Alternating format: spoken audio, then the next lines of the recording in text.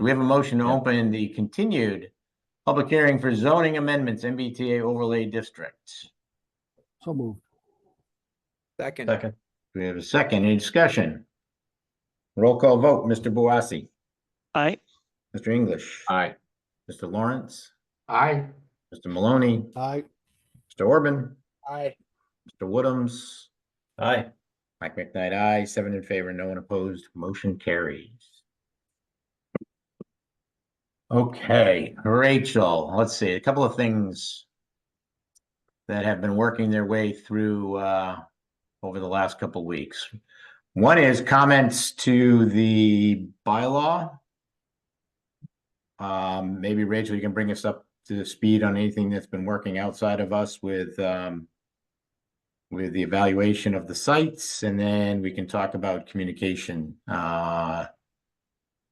the communication proposal for this. So maybe we start with if you have any new updates for the board on whatever the district is helping you with on the evaluation of the sites, or whatever you're doing on the evaluation of the sites. I have concluded the evaluation of the sites. It is completed as per your last meeting.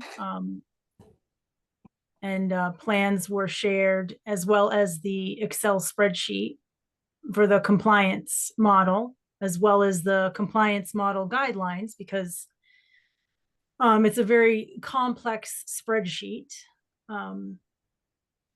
And then I just shared with you a little before all the comments that I have so far received from the board. That is exhibit 24, 25 on the MBTA project page. And I sent those in a PDF. And we can just go through each one of them, and you all can decide what you want in the bylaw, what you don't want in the bylaw, and we can go through it that way. Or you want to go down through a shared document of the comments and questions, or do you want to do it on what you have in the website? No, What's I easy? was going to do it on the Excel. I just want to make sure you guys are all, you have that. That's kind of where we're at right now. And if that's acceptable to the chair and the board, I will share the Excel spreadsheet where I have the comments compiled, and you all can discuss them. All right, let's start there then.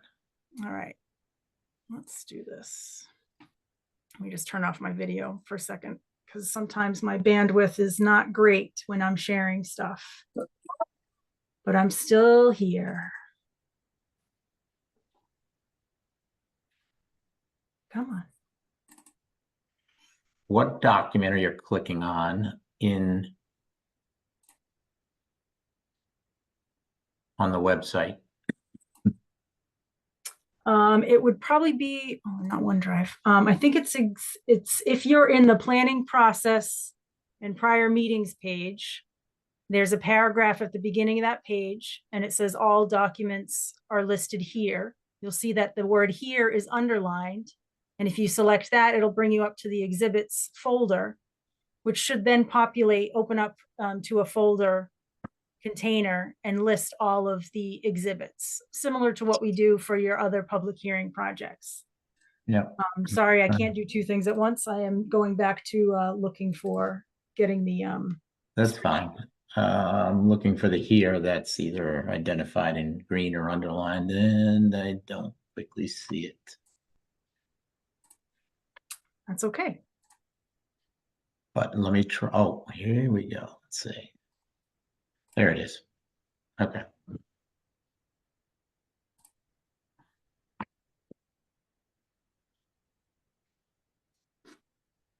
So I've organized them just by page number. Right now, they're filtered on page number to go through that way. We can go by line number, section number, however the board so chooses. Want to just guide us through what the changes to the written text were, and we can talk I about have it. not changed anything. I've only compiled comments, and I don't want to change anything in the bylaw without your expressed approval or discussion. So nothing has been changed in the bylaw. Correct, but there are, right. Okay, so how do you want to draw us into this conversation? I don't know. I was gonna page number, which is the page number in the bylaw. How?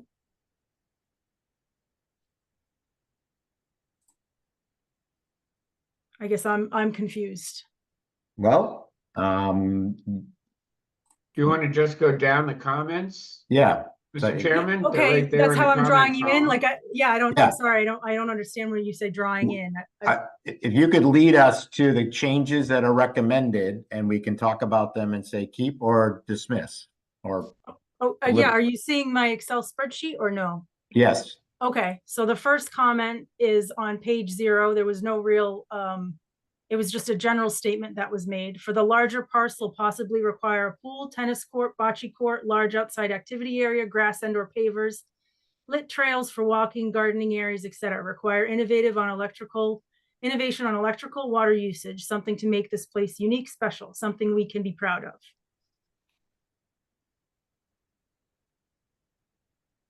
That could probably go in your design guidelines section or design standards section.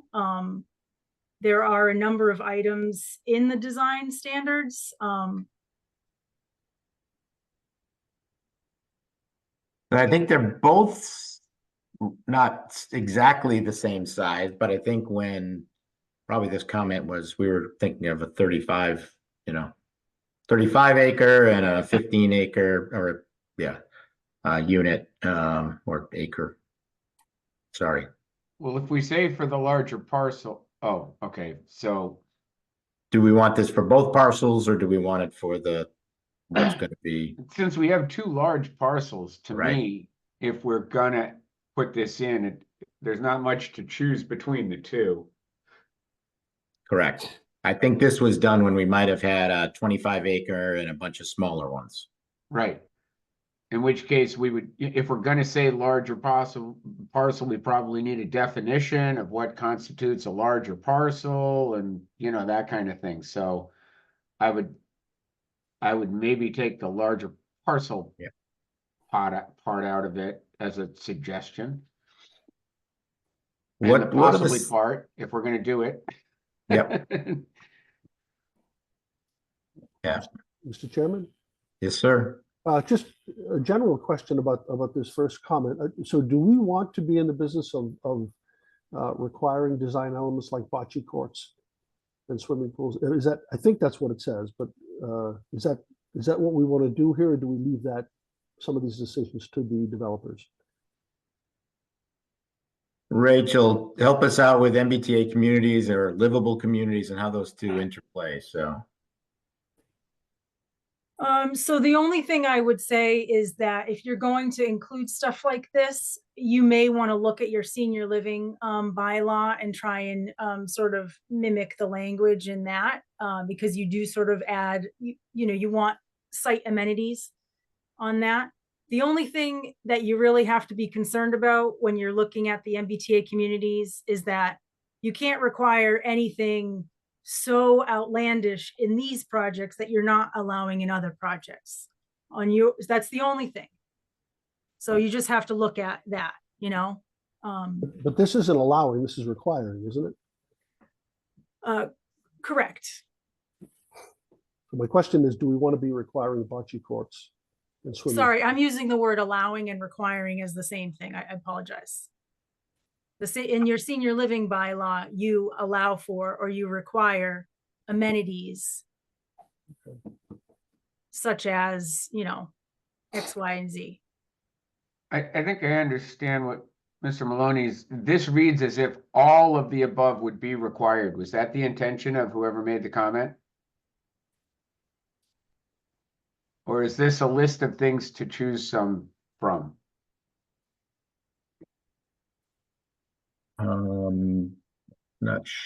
Well, If it's all of the above, etc., sure covers a lot of ground. I think the intent, and I'm not sure, I don't think I wrote this, but I have the idea in my head of what this is meaning, which is to create space outside or space where activities can, rather than just having 450 apartment complex units and buildings, have outside space available for, probably some of these, maybe not all of these, or some function that creates an outdoor environment. Especially if there's going to be kids and there's going to be families and there's going to be, the livable communities type standard. So we could certainly mimic our senior and maybe add in something around playgrounds or play areas or grass areas or something, but probably getting specific to bocce courts is too specific. What if we use, instead of just the thing, you say such as, you one or two or more things such as bocce, pools, this, that, et cetera, et cetera. That way you're sort of creating the list, giving the idea of what we're talking about. And I don't know, maybe that covers it a little bit more, and you just throw a word like such as in there. Well, you can, but can you also at the same time use the word require?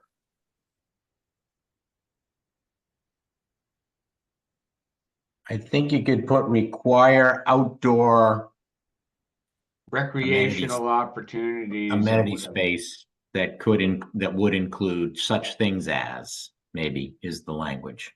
Yeah. I think the intent is just not to throw up, 2.5-story apartment buildings and have them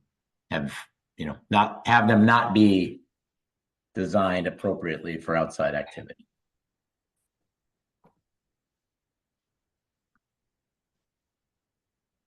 There you go. Yeah, I think that there's going to be specific language at a specific point, and then we'll be able to Hello. narrow it down more, Okay. right? This is Town just a manager. comment to get the idea in here. Yes, Rachel? I'm sorry, what? We're gonna parse specific language at some point, right? But this is just the idea to get this in here in the right location, get the concept in. Correct. Yeah, And, wording, if you have wording that you want to be put in, we can do that. We can workshop that here as well. I'm just Okay. not making I'm not going to go and I know this is a very important thing. I don't want to go making changes without your say so. This is your bylaw. I understand.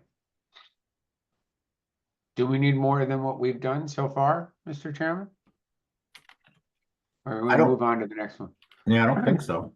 Unless Rachel feels we don't have enough. I feel if you're comfortable with it, I'm comfortable with it.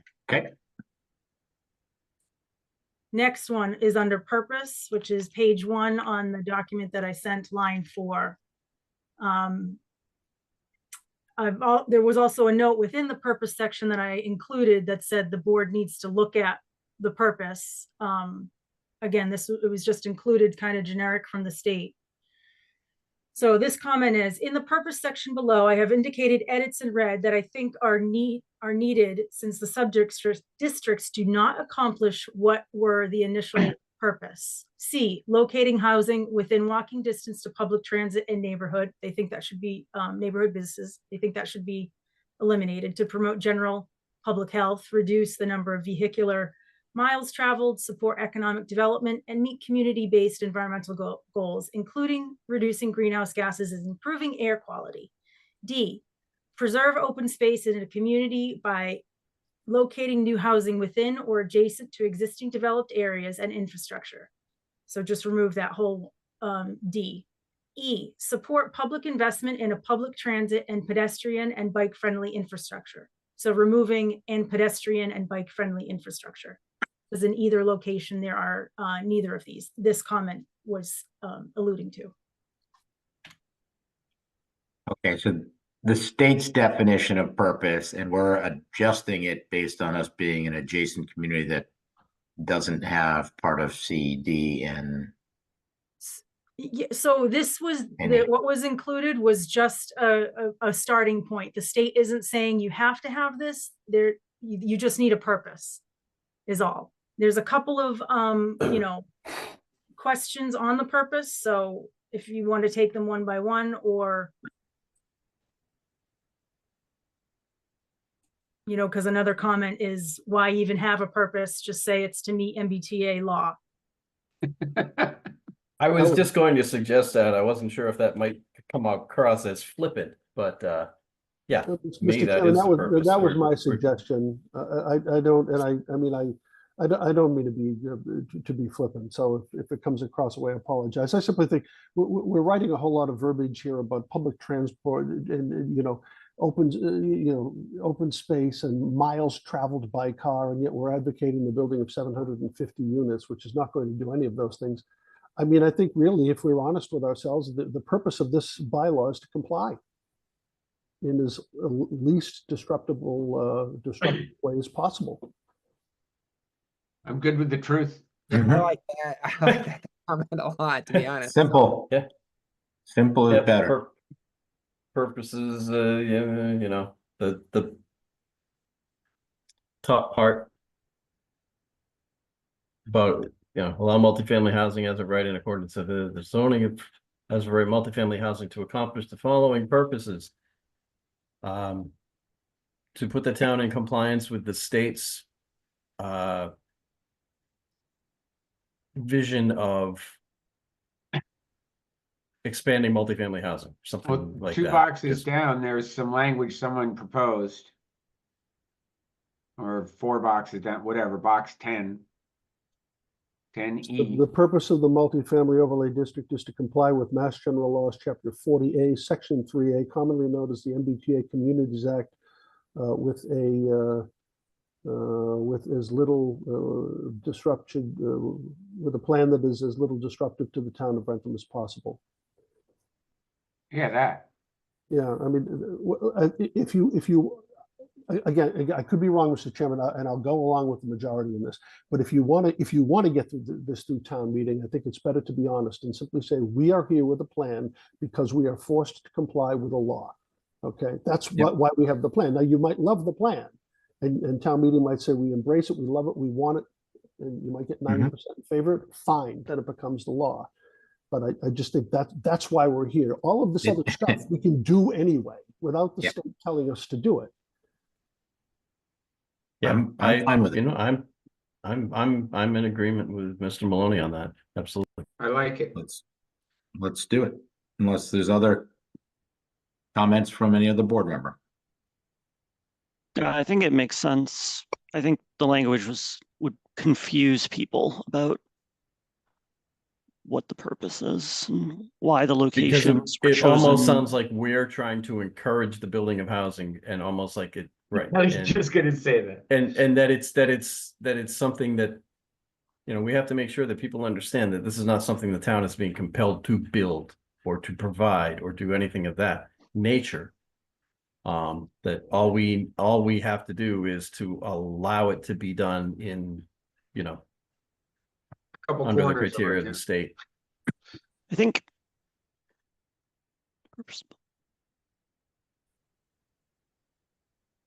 it could be a statement of just what it is. It's a zone that allows for multifamily. The purpose is to provide a zone that allows for multifamily housing per the requirements of the state, something like that. But I think that's all defined in the the designation of the law. There's law and there's guidelines. And so we're complying with the law and we're using the guidelines, as Mr. Maloney said, for the, to find the place that this can go and has the least impact on the town of Wrentham. All for that. What's next? You good, Rachel?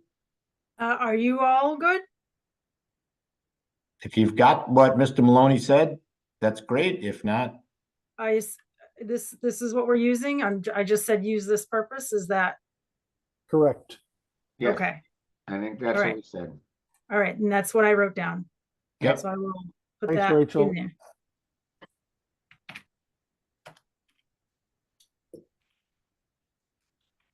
I ask a clarifying question. Yeah. Rachel, MBTA communities in the draft was taken out and multifamily overlay district was inserted. And What's- that was just because there was a prior conversation that you all had of potentially expanding this to the outlets if and when they wanted to. But again, as I said in my email, we can leave it, we can go bring it back to MBTA. It doesn't, it's your bylaw, it's whatever you want to do. I mean, this, what we are addressing is MBTA communities. Okay, bylaw. then we will keep it as MBTA. Okay. Okay, that handles that one. Look, you guys are moving along on this, man. This And is great. and So we then- Don't say that out loud. Oh, geez, now you just, yeah. And then,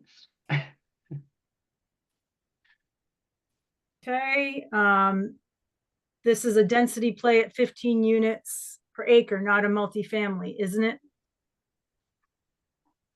That's my question. I don't know what that was in what's that ref referring to, Mike? to. Because in, hold on. The zoning provides for, as of right, multifamily housing to accomplish the following purposes. And I said, this is really to get density at 15 units per acre, not necessarily a multifamily. And maybe I have the definition of multifamily different than density. I mean, But Are if we're you using Tom's imagining that they purpose, might are we build getting rid of that anyways?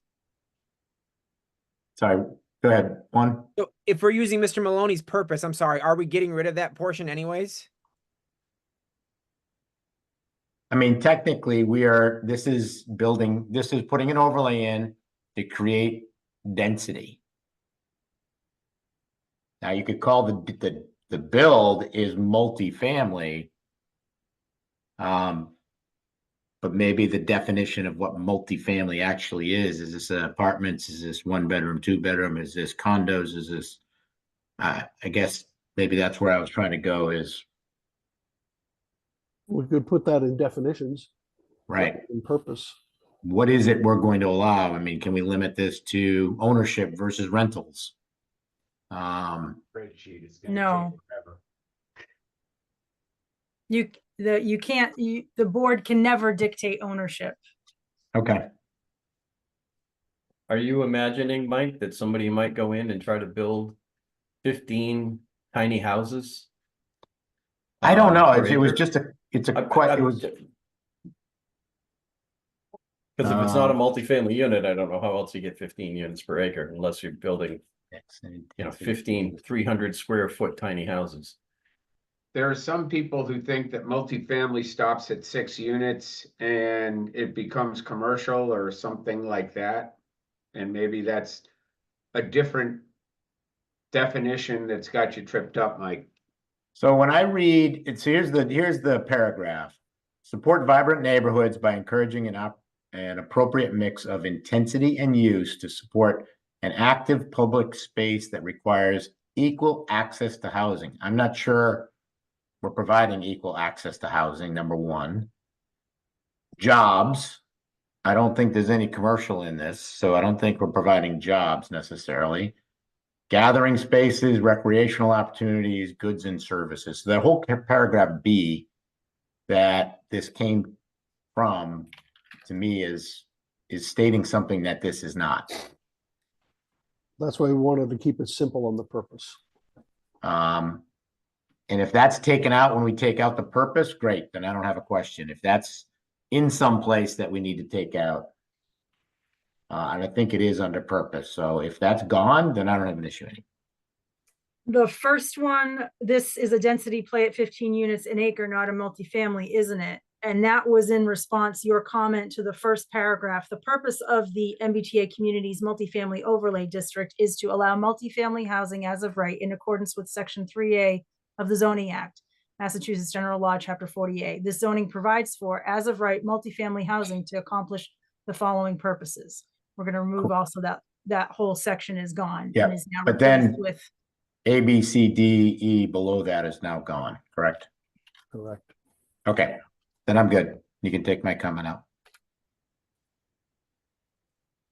Okay, so then a lot of these till, let's see, Down to E. these will be, oops. Moving.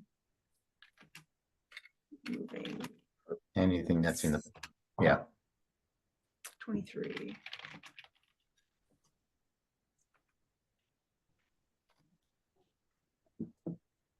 Okay, this is the one we're going with. Just highlight in bold. The title we're keeping as MBTA 31.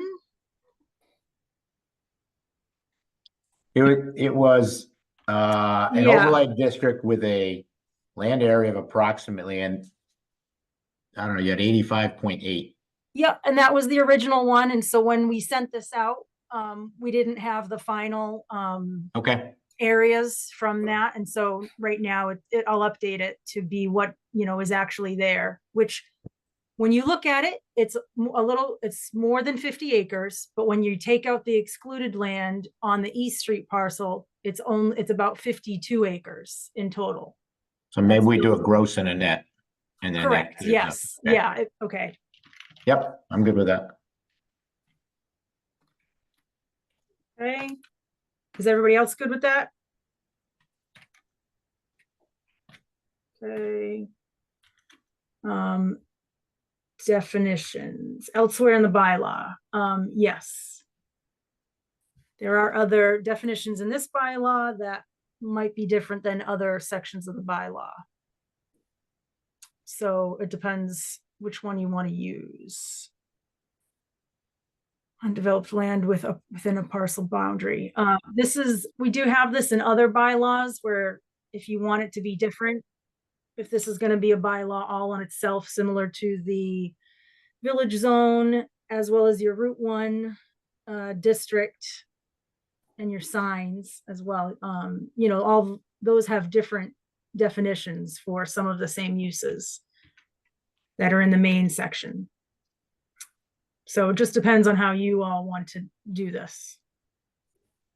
What would be the recommendation, I guess, from a planning perspective?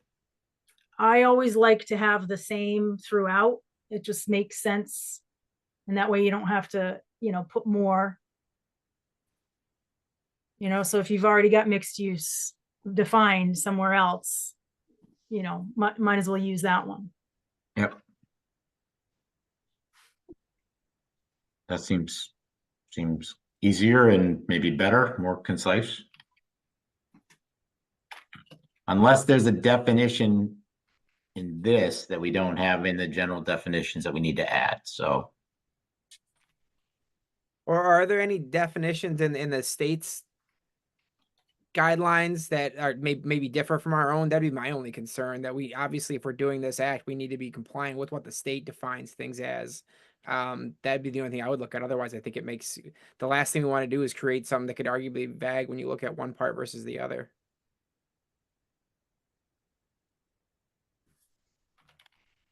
So all of these definitions, are the ones that are from that state bylaw. But again, I don't think, as long as you're not redefining, multifamily housing, I think you're all set. Yeah, I guess as long as we're not contradicting what the Yeah. state bylaw says, I'd be comfortable with it. That just popped in my head right there.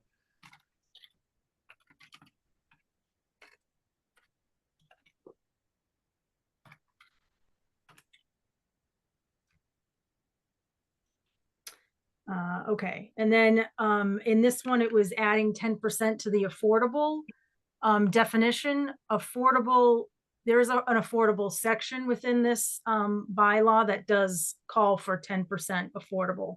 So I don't know as though we need to add it into the definition of affordable housing restriction, but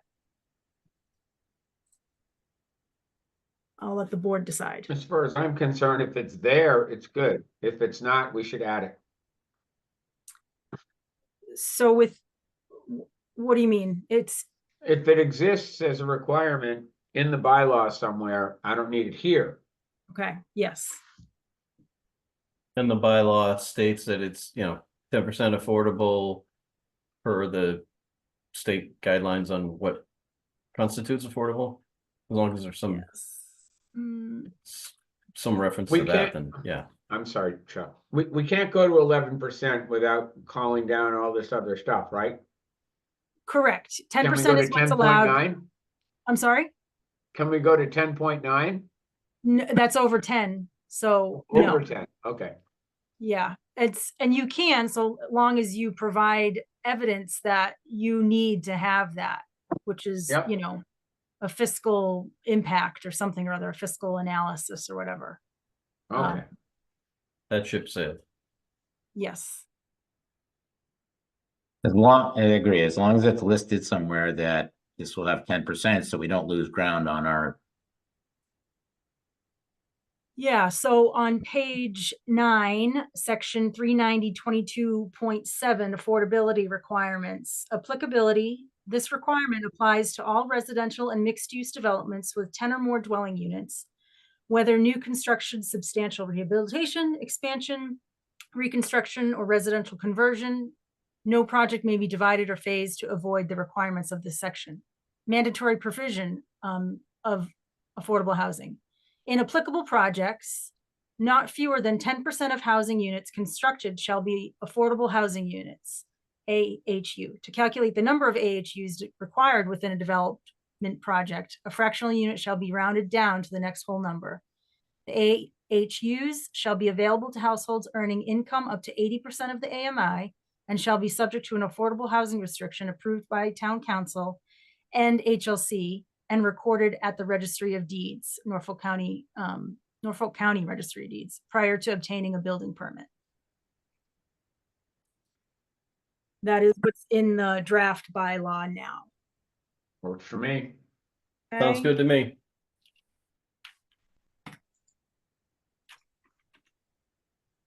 Definitions, that was for structured parking. Again, I talked about, if you guys want to have it, that's fine. I removed it because I didn't think you guys would want it, but I've been wrong before, so whatever you want to do.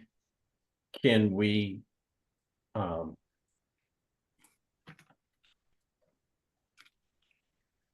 can we restrict parking so that they can't build structures? Is that within our powers with this? Yes. timeline? Yep, yeah, it Okay. is. All right, then I don't have a problem with it. I didn't know if that was one of those things where the state was gonna step in and say, well, as long as they're providing parking, you can't say that it all has to be ground level parking. You know, but if we have the ability to do that, then yeah, I'd rather see that than a parking garage. Yeah. What about parking in the basement of a building? Chuck, Under an existing housing unit, I would have no problem with that. As a standalone structure. I guess I don't really have a problem with it. I did ask, actually, one of the comments that I made, which is later in this this list. I had some requirements if they were going to do a multi-level parking structure, what they do with the space that they save. I don't have a problem if we want to eliminate it as a possibility.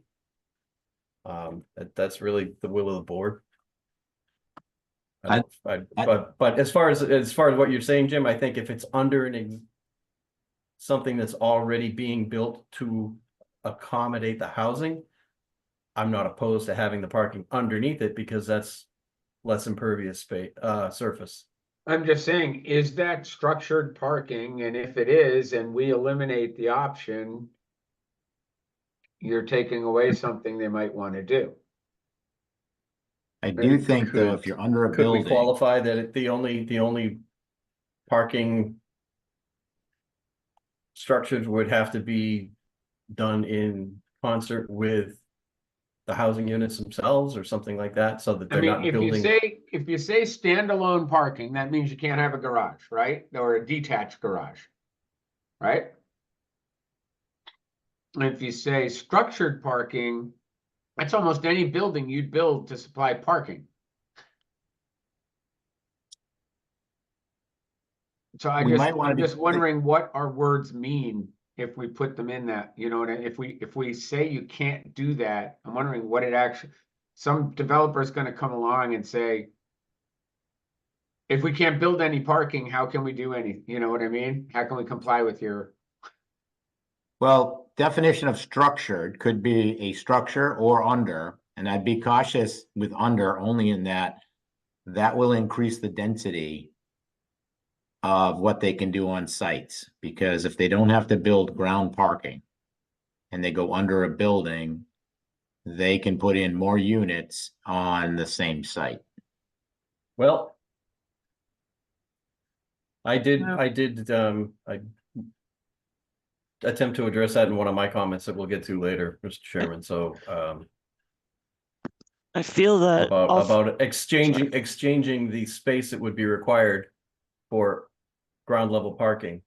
If they're going to exchange that for structured parking, that space be required to be left as open space and not used for additional building. That I was just trying to imagine, you know, if you've got to use 10,000 square feet for ground level parking, but you can build a parking garage that only has a footprint of 3,000 square feet, that additional 7,000 needs to be left as open space, not another place that you can build more housing. That was, you know, so it's an exchange. If they want to build a parking structure, then they have to leave the saved ground space as open. That way you're actually reducing your impervious surface. Gotcha. It's an environmental play versus, hey, I'm going to get more density on the site.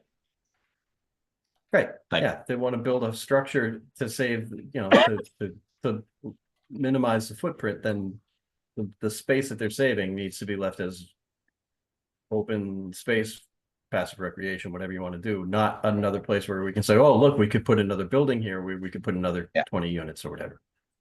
under a building might be good, but a structured parking garage, I don't think fits in the town character or our, so that would be my opinion. Maybe we could. Go ahead, Mr. Boassi. I agree with that too, but I just wanted to say, I think if we don't allow any in-building parking, then they may just end up building a taller building because they're going to have to take more space for surface parking, right? Like, I think they can only go your two. bylaw only allows them to go up to, you know, a certain height. And if they want to go above that, they'd have to get a variance. 2.5 stories or 35, Rachel? Yep.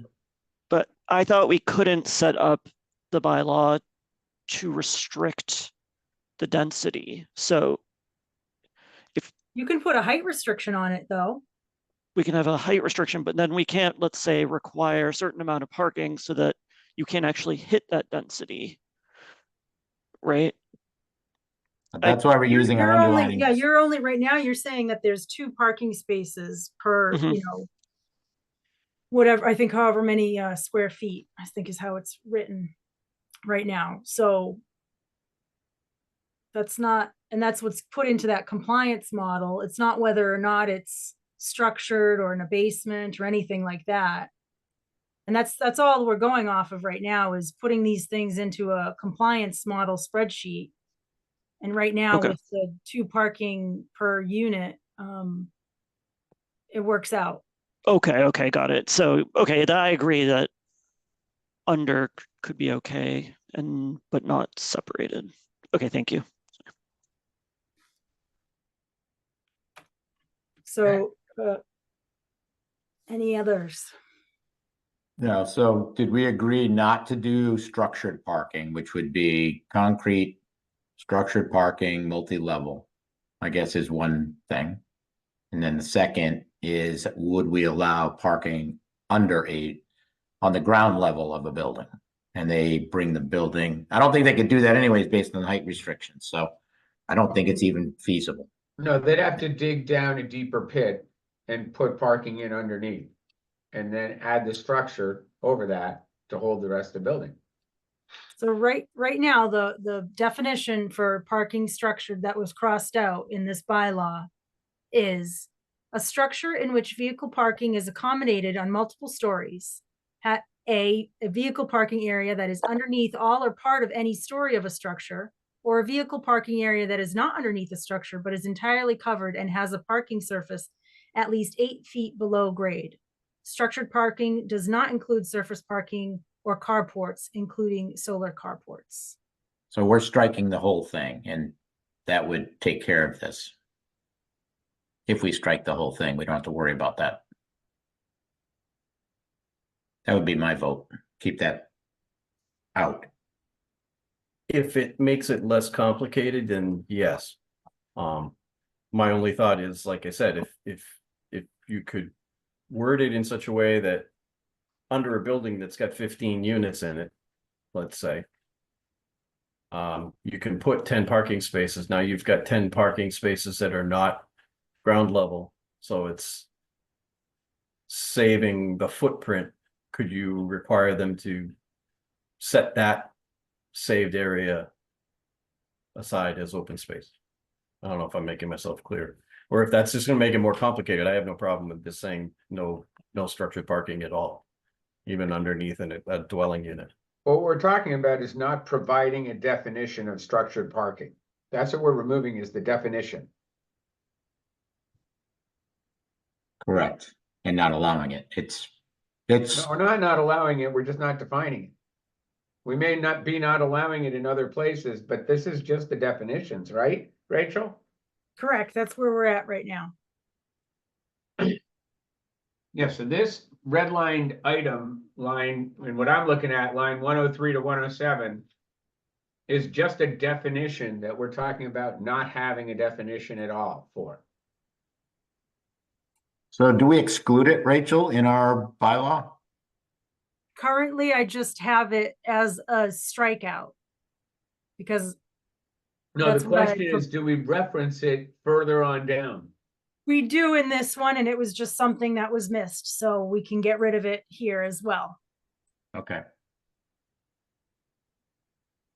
Right, okay. I guess my question is, okay, there's this thing called structured parking. What do we say about it in the bylaw?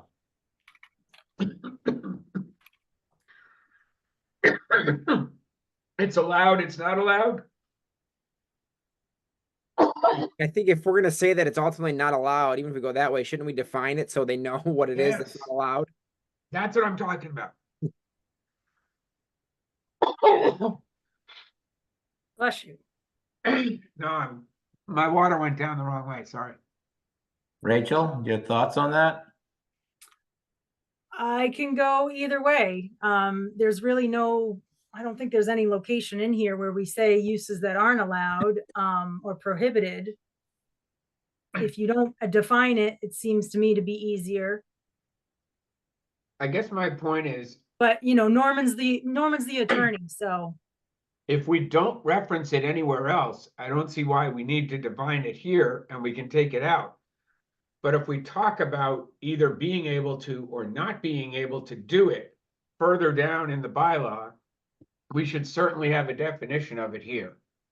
Yeah, I agree with that. And the other thing, if we're ultimately the goal is to not have it, shouldn't we just say that we're not gonna have it rather than wait for it to be silent about it, then have somebody apply for it, with it being vague down the road? I mean, that'd be my concern. I mean, I'm comfortable either way, but I think that's what it's open. If it's not said at all, we're certainly opening the door for somebody to try to. Whether or not they'll do it, I guess, is another question. I agree. Yeah. If we don't address it at all, somebody's gonna try to build it. And so So if we're leave going the to address it and say it's definition- not allowed, should we tell them that exactly what it is that we're not allowing? Right. So Leave why the don't we leave the definition. definition in, and when we see what we say about building it later, we'll see if we want to tweak the definition based on what we think. Yes. How does that sound as a way to move forward? Let's just not miss it later on, Move forward to Rachel. move back. Yes, great. Move forward to move back. Yes. So in here, this is one place where in accessory uses, where it's listed as parking structured here. Okay. Permitted uses. Yep. And then the accessory uses, So take it out of permitted uses. Why don't we say here, permitted uses, this is not allowed. And then we can take it out of the definition. Well, these are the permitted Yeah, uses. so I do imagine you not there's- allow it in other sections of the bylaw? Yeah, It's never come up that I know of. you wouldn't put it in the permitted uses section if you don't want them doing it. So we're removing it here, but this is just another location where it's referenced, so we can remove this. Yes? Okay. Yes. Board says yes. Okay, again, permitted uses. Does this have to apply? Both are in residential zones, and restaurants, retail, offices, et cetera, are not allowed today. So this is about as of right uses that are kind of smaller. So a community space, personal services, like maybe a hairdresser, retail, retail, including like a dance or exercise studio, music studio, photography studio, or other combination of educational services, retail, But this restaurants, is, cafe, office professional, or like a WeWork space, artist studios, maker space. hey, Rachel, this is an overlay to residential, and these are allowed uses in residential. Some of them are with a special permit in the underlying zoning. Depends I don't on know, I which one almost- it is, you know. almost feel There's we're some mixing- things, sorry, go ahead. I almost feel like we're mixing apples and oranges here for this overlay district. Do we really want the ability for people to put in hair salons and restaurants and stuff? It feels like it should be residential and that's it. Well, if it's, right, and if it's something that requires a special permit under the underlying zoning, we can't do that here because we can't do anything that would trigger a special permit requirement. So that would mean having to rewrite the Right. underlying zoning. So you leave the Yeah. underlying zoning, but you don't allow it here. So the only reason why you would want to look at maybe adding sort of, and maybe putting a square footage cap on these uses is because these uses are nowhere near sort of existing, civic spaces or these types of uses. And so now you're putting more cars on the road. That's the only reason. And again, it's whatever the board wants. I'm just offering a option or a different way to look at it. But if you don't want to allow them, we don't have to allow them. Is this a part of? It's supposed to be family friendly, walkable, whatever all that is, right? Is this something that satisfies some need in that category? Well, seeing as you're removing all of those things in the purpose, I don't think you need to include that here. Okay, unless the law requires that kind of thing to be included, that's what I'm asking. Because the law has a purpose, right? The law is just, there's really just guidelines for this, Okay. 15 units per acre, average 50 acres. Okay, all right. I think it would be a benefit to allow some of this stuff. Otherwise, you have people driving way down Elysium Street for every little thing. If there's a convenience store there, it's less traffic, it's commercial income for the town. But that's just my opinion. But does that require us to rewrite only this bylaw or the residential stuff? You could leave it in the underlying zoning Yeah, and you could remove it from here because of the density in which this is. I mean, I wouldn't want people to come here to visit places. That would add more traffic. So on the reverse, right? If it's just for the residential, that's one thing. But if people are coming here, if it's a restaurant or so, I wouldn't want to put more traffic on the roads to get here versus what's going to happen with the residential component of this. So it feels to me like this overlay district is residential density and we take out those ancillary things that are allowed in other districts. That's where my head was at. Mr. Chairman? Chairman, if I could Yes. ask Rachel, One second, Mr. Rachel, Maloney. can we put an allowance in the overlay that's not allowed in the underlying? I mean, Yeah, aside from the density. Can yes, we your, allow? an we overlay can't. district can be more permissive or less permissive than the underlying zoning. So it can allow just wanted- more uses or it can restrict more uses. Okay, just wanted to make sure I was clear on that. Mr. Maloney? No, just the only thing, Mr. Chairman, I understand Alfred's point, and I like the idea of mixed use. The only thing, though, is that we are, on the verge of probably a pretty big development in the center of town that will be built according to that principle of mixed use. So I think probably, I mean, I'll go along if everybody else wants to, but I think what you're looking at here are residential areas. And so, I mean, maybe you just leave it to the developer if he wants to leave, if he wants commercial space for laundromat, that's fine. He's got a height restriction and he's got other restrictions here. So I don't know how many residential units he ever ends up with, but if the goal is to create more residential units, I would probably, under the circumstances, of Wrentham at least, just make it residential. Be residential, yeah. Sounds Can we right. Yeah, I put think in- I'm sorry. Oh, So good. it sounds right to me. I appreciate Alfred's sentiment, and I don't disagree with it. The problem is you can't limit the patronage to only people that live there.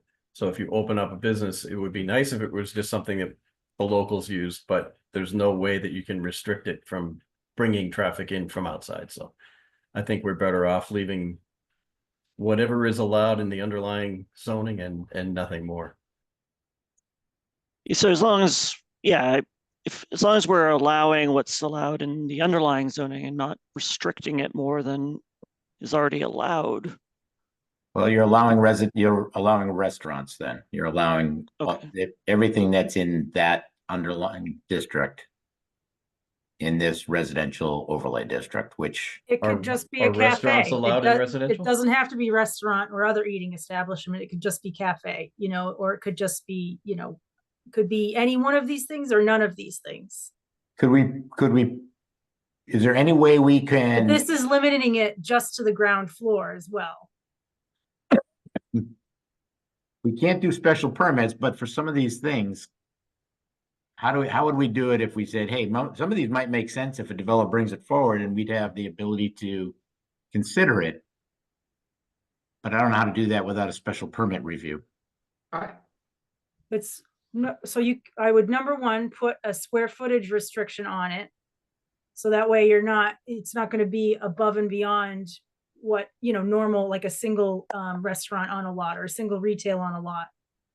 It's already going to be on the ground floor. That's going to further restrict it. Number one. Number two, it's by site plan approval.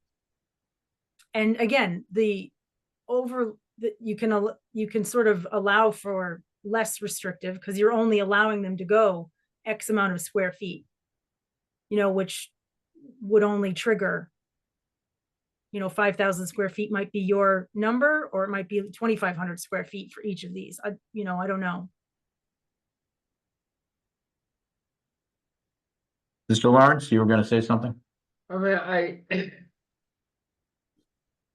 I take Mr. Maloney's point, but I think we run the risk of a real like hubris here or something, like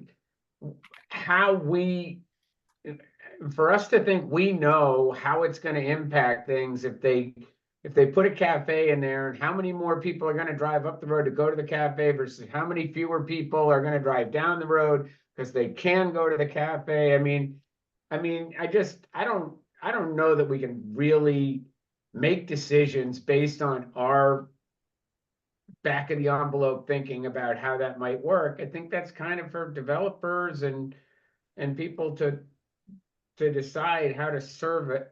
They're going to have their own little community in there, and to say that all they can have is the houses seems a little overly restrictive to me. And for that reason, I'm with Mr. Buasi. I agree that if we want to limit the size, like I thought Rachel's idea of limiting the size of those establishments maybe keeps them from putting, something that's gonna be like the next Lombardo's or something up there. But, you know, I think there's a, you know, we kind of, I think some of these comments we're making is just like overthinking or thinking we know what's gonna happen when we have no way of knowing. So I just want to put that out there in the discussion. I'm complete. Rachel, if we don't put this stuff in and a developer comes forward with the idea, can we then consider what they bring forward versus us trying to leave in here the underlying that he's going to bring a restaurant in or some other thing? How I would say maybe we put mixed use development, you know, uses will be reviewed, you know, with the site plan approval, you know, I don't know. Again, that seems to add another level of, I don't know, Not by right. not by right, but yeah, it's just kind of, well, it's gonna, and you know, whatever the Well, board is wants to is do. it okay to say by right, they can build the 15 units, but if they want to add other stuff to it up there, Right, that these stuff are we'd these like are to not, review. we're not Is that okay, or does we're that not, clear the- yeah, we're not requiring them. This is not requiring them to do it. It's just allowing them to do it. And if they do it, can we give ourselves a review procedure? There is a site plan approval already noted in this. Yes, there is a site plan approval review process that's within this. This isn't gonna just be a building permit. All right, go ahead. can we say may and not? Can we say may be considered by the planning board, but not give them carte blanche that they can do this stuff? Subject to site plan approval. Could we use may and give us some leeway? I have no issue with it. It's the board's, whatever the board wants to do. The board may allow such uses as this, subject to site plan review and approval. I mean, that seems flexible enough. Is it, do we put in language about restricting to ground floor? Is that, I think you already said that's already in there. Right? Yeah, on the, right, we could do that. May allow this on a ground floor, subject to site plan approval and discretion of the board. Yeah, so that, I mean, that. Well, satisfies you're enough of already the doing a deal. site plan approval for I know. these projects anyway. Subject to board review and approval. Commercial uses may be allowed on the first floor, only site plan approval is required or something, you know, subject to board Yeah. approval. So that, Alright. yeah, the Okay, I table have- puts it in a ground floor. And then any floor residential can go on.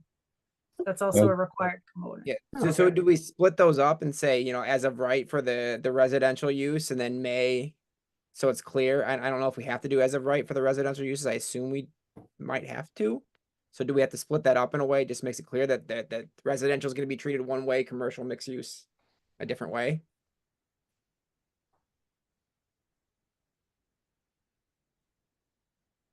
Sounds like it makes sense to me. Rachel, your thoughts? I have many thoughts, but whatever you guys decide on.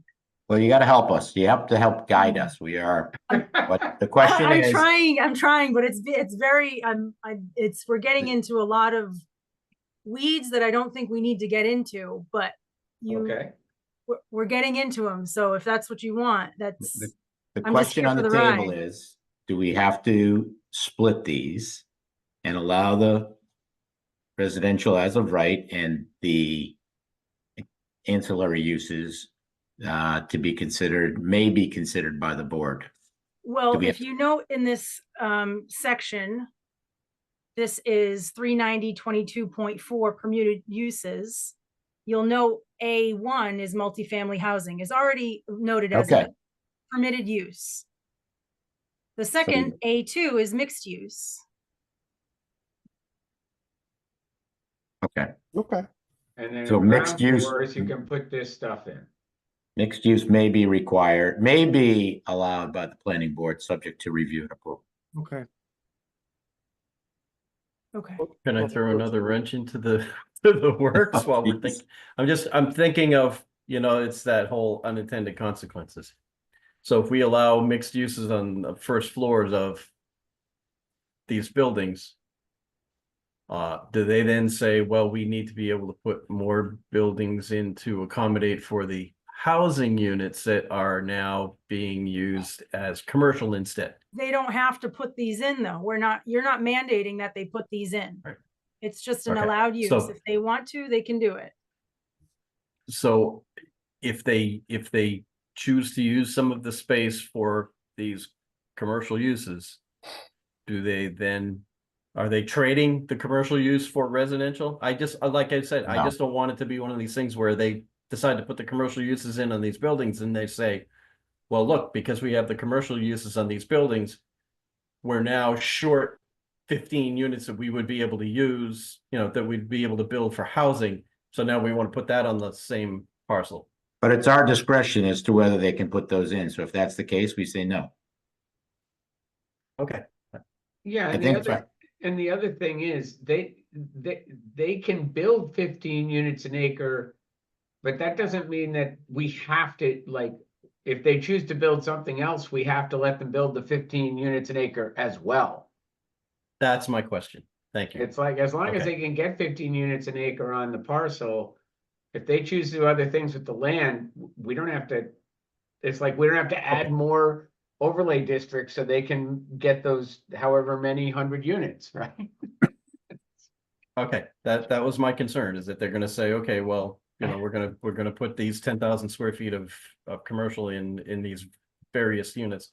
But Maybe now try we to also say want to it. be able to build those missing housing units that we've sacrificed for the commercial part of it. I just want to make sure that they're swapping residential square footage for commercial footage and not adding the commercial footage on top of what they have by right for the residential. That's all. I think it's our discretion on the Excel, if you want to put in, but we'll, if you want to put the statement in, but will not, I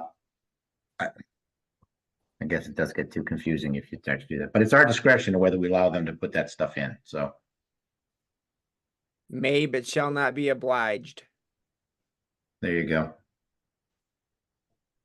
There we go. There's the lawyer. All right, thanks for working through that. I just think having a little bit of flexibility in that would make it a bit better potentially. So thank you. Rachel, how many lines do we have to go through tonight? Okay, good.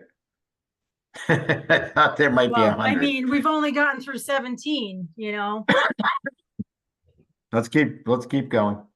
So this is a repeat of one that we've already talked about, remove structured parking. Okay.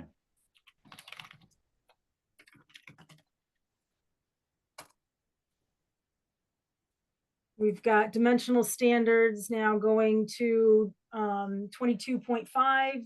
I suggest that the two districts have the same dimensional standards. They are exceptional districts, and I do not believe we should try to make them mirror the underlying district at all. To do this, I recommend the following changes. Lot area, 1 acre, side and 25 feet, and density 15 units per acre. We have an R43 and an R, what, 87? 87. 87. By changing this to everything being 43, we now change the overlay to be something very different than what's underneath. And that to me sounds complicated.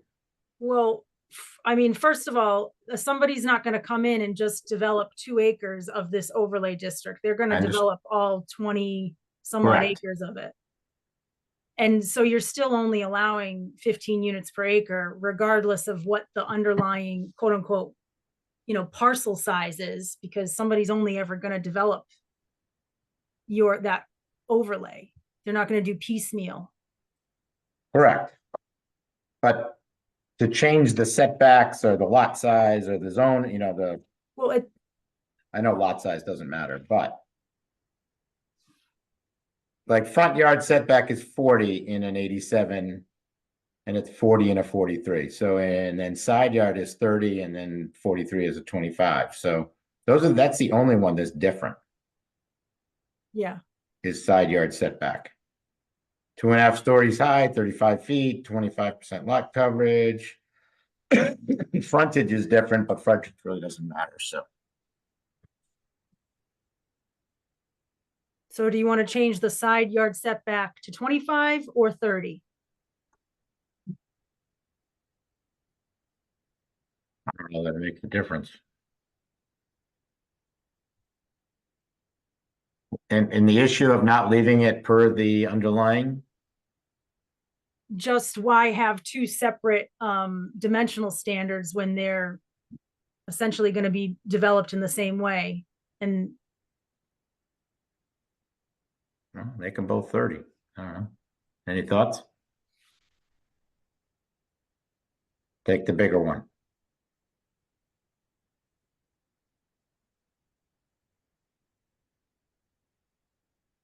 Anybody care about it? I'm fine with the larger setback. I mean, the 5 feet doesn't seem to make a whole lot of difference, but if we gotta make a decision one way or the other, let's go with the 30. That's my thought. Fine by me.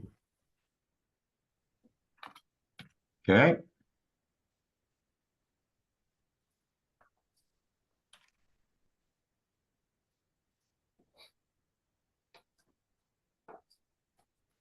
and keep the area two different or just remain the same? I don't know. Nobody's ever going to develop just an acre, and nobody's ever going to develop just 2 acres of these sub-districts. I know, but to have 43,000 square feet of a lot in the R87 or the vice versa doesn't make any sense to me, which is why we're just keeping it same as the underlying zoning, so Well- people aren't confused by it. But in the same, on that same vein, this is a use that's not like a single family home at all. So it's going to be an impact on that neighborhood. It's going to be a difference already. Mhm. So I mean, understand, but- yeah, the lot area doesn't really come It- into play. So why change it? Just make it as what the underlying is, and then it is what it is. Having if it somebody doesn't read this matter, why- bylaw and read yeah. the underlying and it be 2 different numbers, to me, is more confusing than just leave it per the underlying zoning. But there are 2 new sub-districts. Yeah, whatever the board wants to do. I'm cool with it.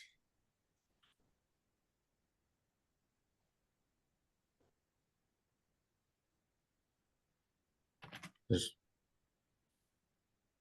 for now, let's leave it the way we have it. Is the board in agreement? Yes. Or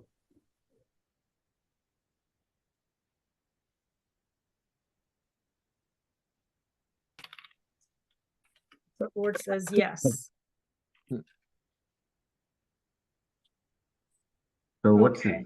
next one? May waive height and setback requirements. Is that in our current zoning? 7, let's see. Where do we have that? 7/164. Which is height and abilities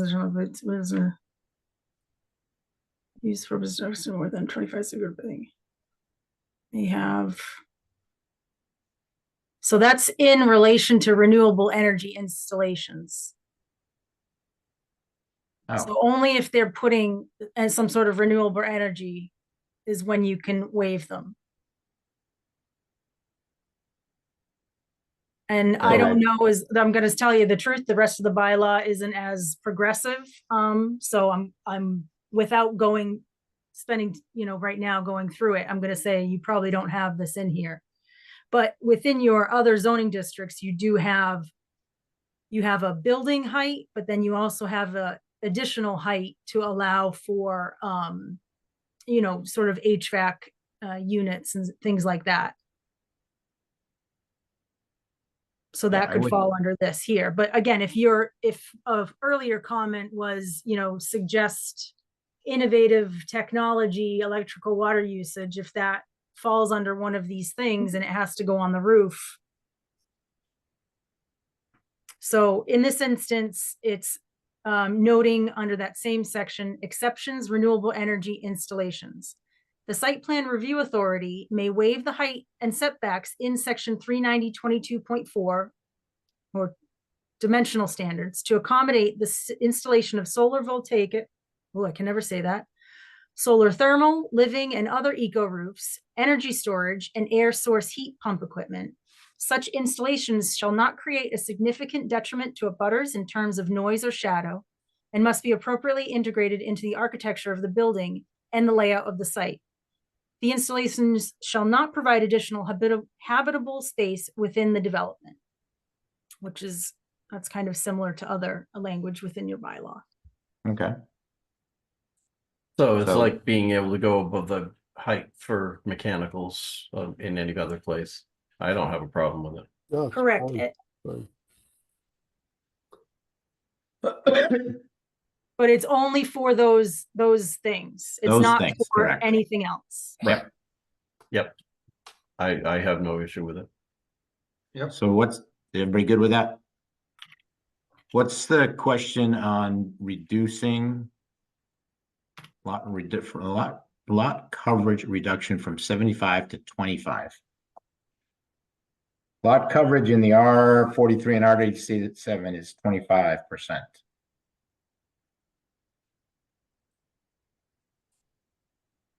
So I think we're at 25% lot coverage. Do you know who asked the question and why? Or why the question was asked? Let's see, let me unhide. Oh, come It's on. like something I would ask. Ah, I mean, you don't have to go up, I'm just wondering what the question really was. oh, you're not the winner, Tom. It was Mike. So in what section? So you're looking, so if I'm thinking of this, Hold on a so second. that was This just is- when we had changed it. I didn't change it. What's 25 lot coverage is what the underlying zoning allows for. The 75 is what's allowed in the village, downtown village zone B, which this is a living document that's been edited now 3 times. Okay. So that's what you're Oh. seeing here. Okay. All right. All right, so we have 25% lot coverage. Correct. Okay, Very good. And again, these sub-district 1 and 2 densities, that was just before we had the final numbers from okay, that GIS, good. 15. All right, you can hide the commenter again if you want. Oh, yeah. Excuse me. Ground mounted solar is not allowed in R43 or 87 today. It is so long as it's ancillary to the primary use. So we can't have solar fields, but if the use is ancillary to the primary use, so as in it's only powering that, and it's not, again, a solar farm, then they can have it. And there's a certain size requirement on that. And that is already a site plan approval within your current bylaw now. Okay, So stay. it's sorry, the question is ground mounted solar is not allowed in R43. As I read the chart, it's not allowed, so we're staying, it's still not allowed? Ground mounted solar is allowed in the R43 and R87 so long as it's accessory to the primary use. So you can't have a Okay. solar farm, but you can have solar panels that are ground mounted that I think are like 1,000 square feet in area. Okay, As I long think as it's that's good. being used to power The primary housing use. units that are right there. I'm okay if it's accessory and not a use on itself. Okay. I agree.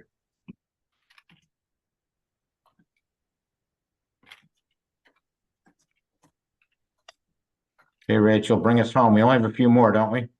Mm, not really. Holy Mick. Oh, you got a lot.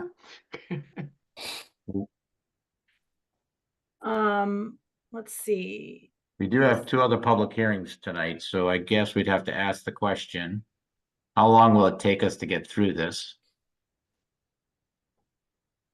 And should we schedule another meeting? Now that the meeting's in December, do we still have to make a decision on the final version of this? Again, if you want to have meetings where we don't have to continue a public hearing, then as Tom suggested at the last meeting, then you should think about closing the public hearings at some point. And Can right we now, keep- town meeting has been moved to December 16th. Yeah. And can we continue to work this outside of a public hearing, the bylaw? I can send you these things and you guys can opine on them, but they should be decided on at a public hearing, Okay. whatever that final version is Yeah. on those. I'm not gonna make any changes to the bylaw until I get buy-in from the full board, though. Yeah, that makes Mr. sense. Chair, Yes. could I suggest maybe continuing this till later in the evening, potentially, taking the other two, and then if we have time on the back end, come back to it? If you're concerned about fitting everything in. It's 9:15. I don't know how long the other two, but it's not probably fair to go another. How many more lines do we have to do here, Rachel? Up to 38, and we are at 24 right now. 24. Excuse me. How do the board members feel about that, taking a few of the other public hearings and coming back? And can we do that, Rachel? Do we suspend this for the moment? Yep, Continue. just continue it till later in the meeting. Motion to continue till later in the meeting. Second, Motion of a couple of seconds. Any discussion? Roll call vote. Mr. Boissy, Aye. Mr. English, Aye. Mr. Lawrence, Aye. Mr. Maloney, Aye. Mr. Orban, Aye. Mr. Woodhams, aye. Mike McKnight, aye, 6 in favor, no one opposed, motion carries. Okay. Try to finish it up. Oh, as much as I'd like to keep going, I'm going to make a motion that we continue the public hearing on the MBTA communities to our next meeting, November 6th. At 7:15. I'd like to do it all tonight, but given the hour, I'm not sure that the rest of the board would be in favor of it. I'm sorry, Rachel. I know you probably wanted to get it all done tonight. No, I'm completely fine. I just asked that we use this time in between fruitfully, so Absolutely. we can come to the next meeting with something and work on that plan. Also understand, looking at your timeline, yes, you've now pushed it, it's now been pushed back with town meeting being December 12th, but let's just ensure 16th. that we're staying on a timeline here, or moving it, but What, You what we all is the want to see this last, come to an end. so thinking about the timeline, just while we're in discussion here. And then community engagement as well. I think you would touched on that. Oh, yes. Do you want to talk a minute about community engagement, or do you want to wait? Because I think all of that, the community engagement will have to happen between now and probably close to the time of our next meeting, or at least within a week or two of our next meeting.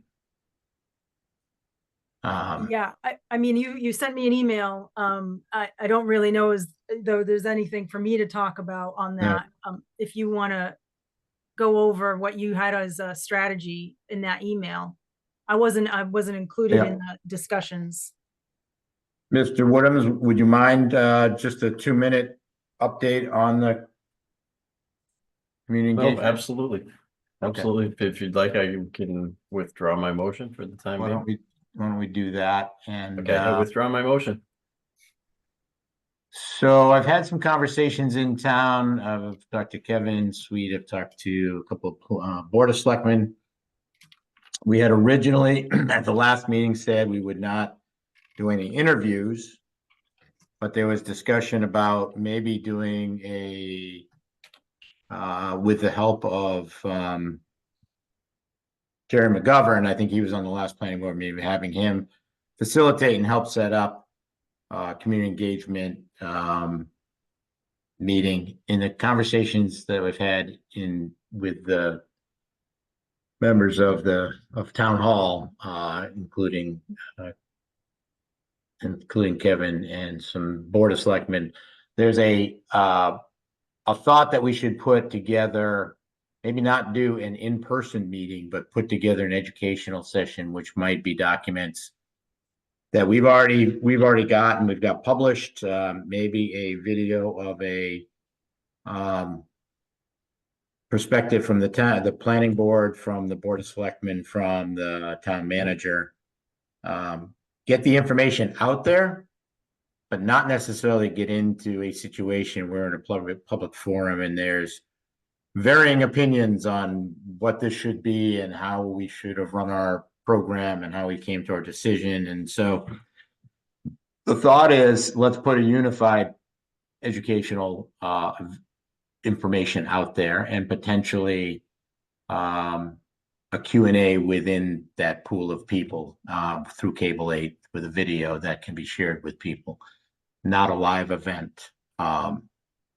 So I think that work is already going on with Kevin and Amanda in the town hall. She's already got some documents being presented. I believe the board of selectmen are looking at them, and I thought we could take our opportunity to put our storyline together in terms of the actions that we took, kind of the education of what we do. We have some decks that we've already gone through and educate people on kind of how we got from having a bylaw, having a law in front of us that we had to act on, and how we got there and how we made the decisions. So that was the discussions that have been had over the last 2 weeks in terms of maybe changing direction just slightly, not in the terms of getting the information out there, but in the form in which we get the information out there. So I want to get people's reaction to that.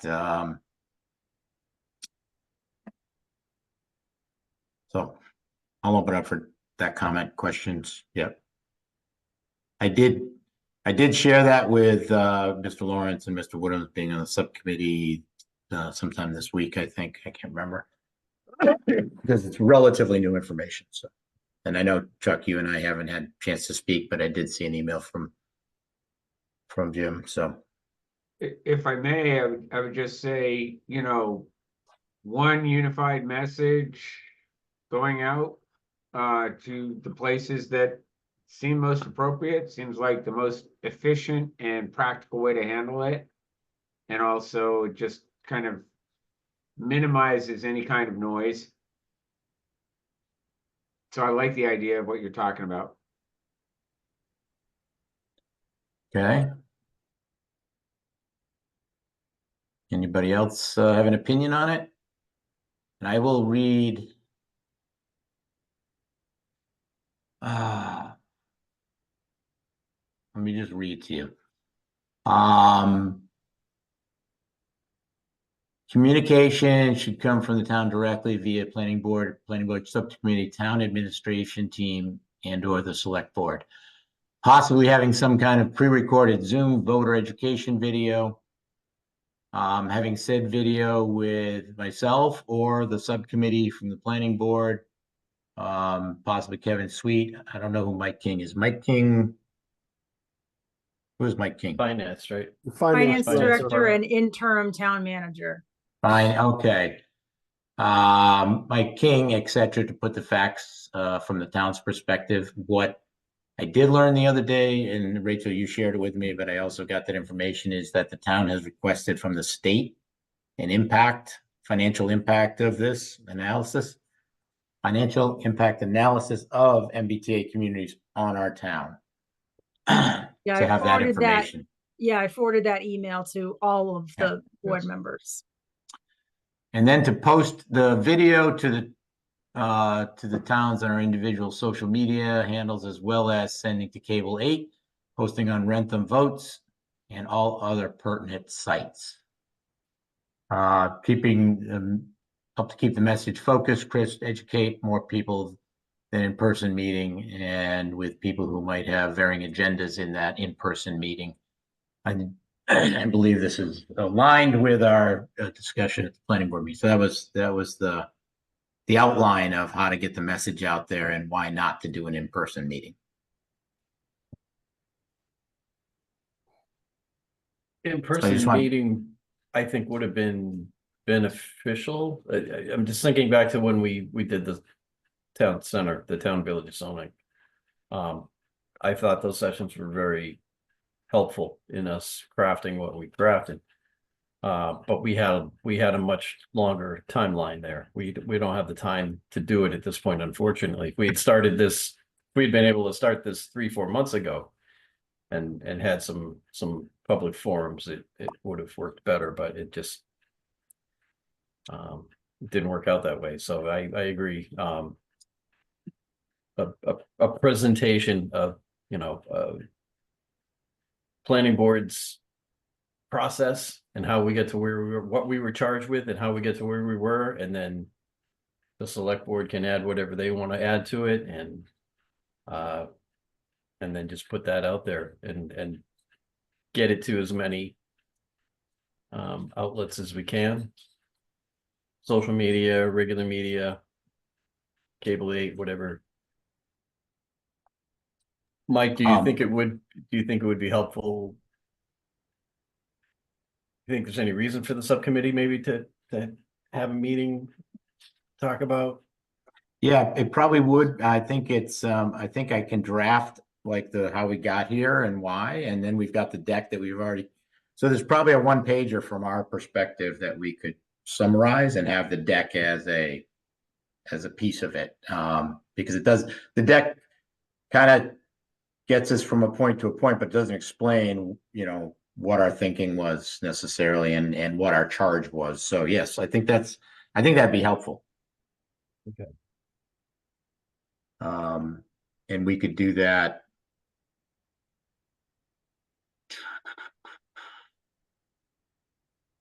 You could do that whenever we can schedule that. We probably have to motion that, right? Or do we just have to post it? Do we have to set the date if we motion to have the subcommittee meet? Trying to think, I don't think you did it in the last times. You just posted it. And I think without breaking rules, what we come out with, we could share through you, Rachel, to the other planning board members from a 1-pager. Yes, Okay, for so that comment. you're not out of the loop. But we don't have, or we could do a special meeting of the planning board if we wanted to. I wouldn't object to that. I just didn't know if the other members wanted to do that.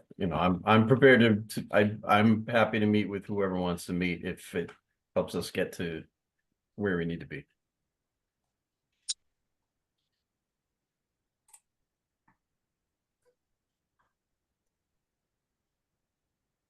Oh, any passion for the planning board to set a special town meeting, or just allow the subcommittee to draft the communication points from the planning board's perspective and share them with you, obviously, but. Let's do that. Draft them, the subcommittee drafts, send it to the rest of us. We'll comment. If we don't comment, it's our tough luck. Yeah,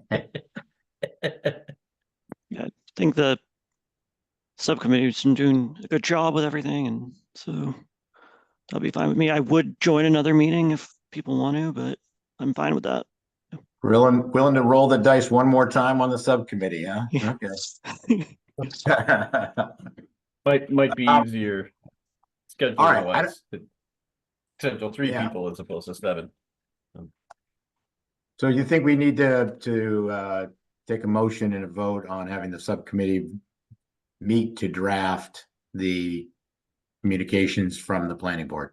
No, you just need to post. Okay, You just need to post it, which is what we've done before. So, you originally, the last time before they moved the town meeting, we had a tentative final vote on the bylaw on the 6th, November 6th. And then the Cable 8 forum to be on the 14th. Are you not going to utilize Jerry McGovern Right. now? Correct. Okay. That's, All right. He was really helpful with the master plan stuff, but it's your prerogative.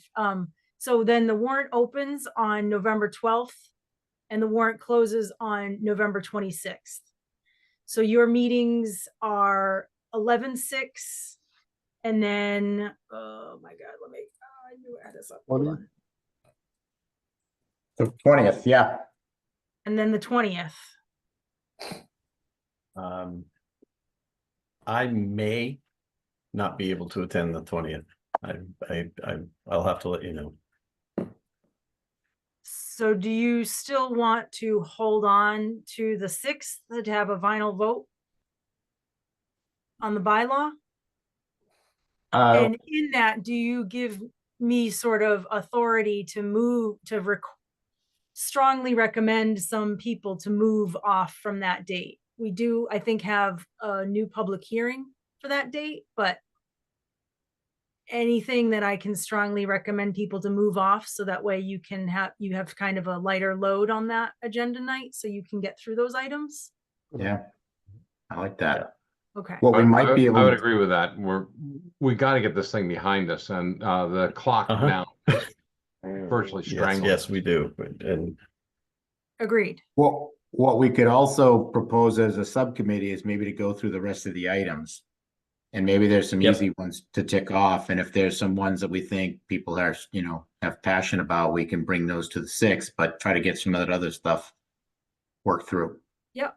And also I Yeah. sent you the PDF of the comments. So if the board wants to make comments on the remaining comments and send them for the subcommittee to review and incorporate the comments. So you There you have go. a final draft at your next 11/6 meeting. I think that would be a good utilization of your next 3 weeks. I think that's a stellar recommendation. I could meet on the 23rd or 24th.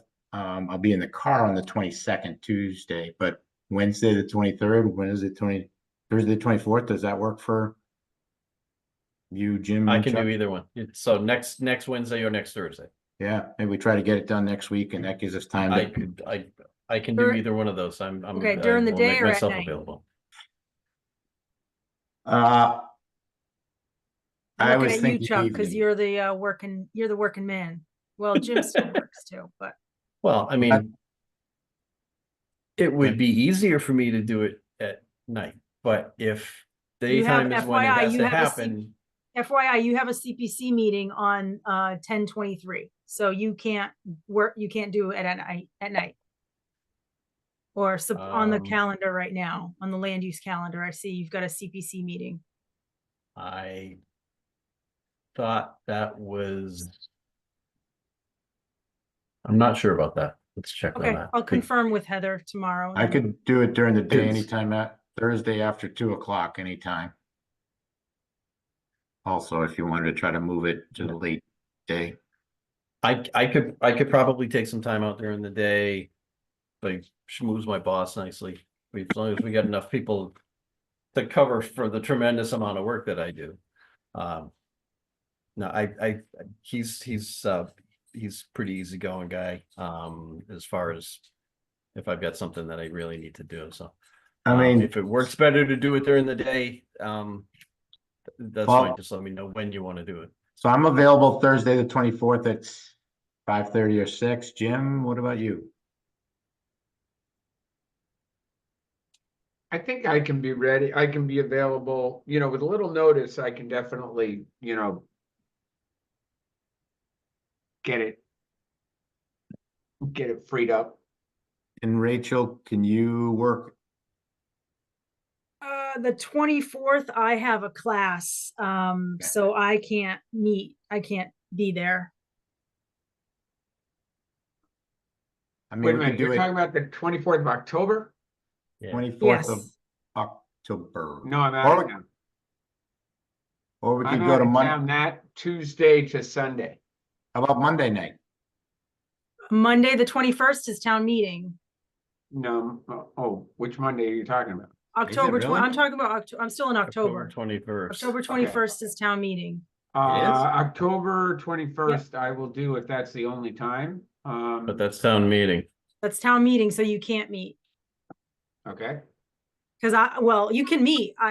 Well, actually, no boards members you can't have any other board or committee meetings during a town meeting. that Okay. makes sense. So Tuesday is a long night. I can do Tuesday night, but I will be in the car, which is I'm fine. flying out Tuesday Jim- night, so unless Mr. Jim's out of English town. wants to show up for me. So what about the week of October 28th? Instead, I'm out of pocket the first half of that week. I'm in, we have a leadership meeting down in Charlotte. I'm gone Monday, Tuesday, Wednesday. okay, so I'm available on that Thursday and Friday. Thursday is Halloween. What about, Yep. I don't have class that night, that Thursday. They're Did we giving us discount- Halloween off. did we discount the 24th at after 2 o'clock and maybe before your class at night? Jim's out of town, right? I'm out of town the 22nd to the 27th. Oh, geez. Okay. Sorry. Enjoy. All right. Well, maybe the idea of a subcommittee meeting isn't working. So Here I am thinking it'd be so much easier to schedule because it's just 3 of us. Yeah. we do have an alternate. If Or you could, the Thursday, We know he's got plenty of time on his 31st. hands. Hey. Every morning at 9, we could have a subcommittee meeting As at I 9 said, if a.m. Mis- in front of the Looking Glass. Yeah, that works for me. As I said, if Mr. English wants to step in for me, then you're back into the next week. back into Tuesday, Tuesday. so you're not available on Halloween, I am. Thursday, October 31st? I just was trying to get it done a little bit earlier, but I could do Thursday the 31st. Okay. New grandchild's going trick-or-treating. I might get called into that one. Got it. But I could do Wednesday the 30th. So could I. I thought that was your meeting. That's that you're flying back? I'm flying back. I'll be back back in town about 3:30. I 4 can do it o'clock. on Wednesday the 30th. As can I. Okay. Hey, that was easy. What time? Yeah, why did we pick that one to begin with? What time? 6, You tell me whatever time you want to do. whatever you guys want. Just in case my plane gets delayed. Well, 6. after 3:30, I said. Yeah. In case I am flying the jet, so I got a little bit more than commercial control over this thing. So anytime after 6 is fine with me. You're flying the jet? I didn't know you were. Wow. No, I'm not. I don't fly. I mean, I'm on the. Wow. Mud. Okay, I'm Whoa, Mike, I sending you never out- knew that about you. What a multi-talented guy. Sending You You don't want me flying a jet. 6 o'clock is fine with me. 6 o'clock on the 30th. All right, we'll post that and we'll work on getting that stuff done. So the next week we'll have hopefully a final version of the bylaw and we'll be able in the communication strategy and be able to vote. FYI, I think that's early voting week, so we'll probably have to be at the senior center, but I Okay. will confirm. I think that's early voting week. But we'll just Okay. set up at the senior center. 2 birds with 1 stone, right? We go in, we vote, we sit down, we have no. They have everything set up in there. I tried to do it once with the ZBA meeting and it didn't go over well. So I'm gonna say, let's stay away from that room altogether. Sorry, I missed which day did you guys land on? October Subcommittee, 30th. yeah, 30th. 6. 30th. Okay, just so okay, thanks. And what we might be able to do if I can draft something out, is if we'll share it so we have comments maybe to review on the 30th and then we can bring the final versions. We'll try to do some stuff in advance. So that the 6th is really everybody's aligned and we can vote on vote on the decision, so. All right, Mr. Woodhams. Sorry, that wasn't more than 5 minutes.